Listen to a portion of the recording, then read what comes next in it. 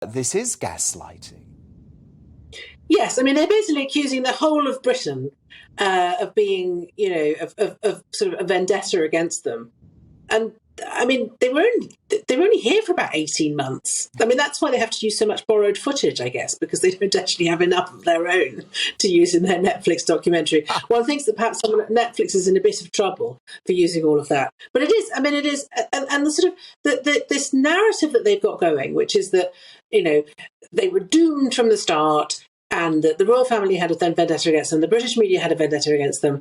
It was Diana all over again. It's complete fantasy. For a start, it's incredibly insulting, I think, for Harry to sort of give Meghan the mantle of Diana. I mean, Diana's situation was wholly different from Meghan's.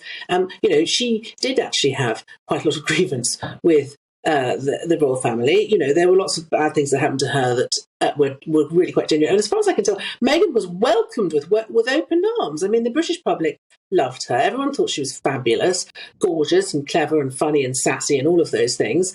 And, Prince Charles walked her up the aisle, and, they had every opportunity to make a success of it. They just were impatient, and they didn't like it when anyone criticised even the slightest thing they did.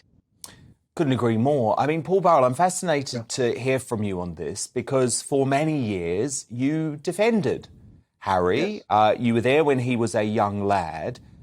But do you trust these two now? Do you believe a word that comes out of their mouth anymore, Paul? Well, ever since the Oprah Winfrey interview, which we all picked to pieces, and since seeing the trailers for their new series, it's their truth. This is Meghan and Harry's truth. As our Queen so eloquently said, our recollections may vary. What she was saying was, of course, well, we didn't recognise what we saw. And, you're quite right.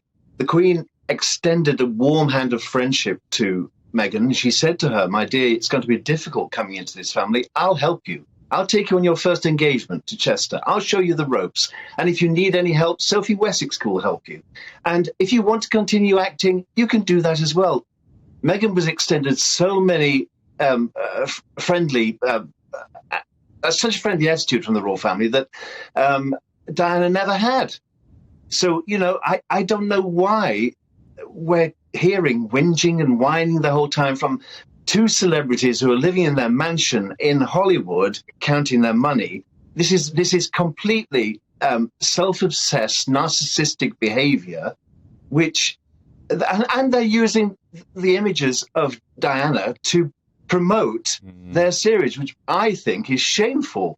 I mean... Well, it is, given they've spent years telling people not to commercialise and monetise the memory of their mother.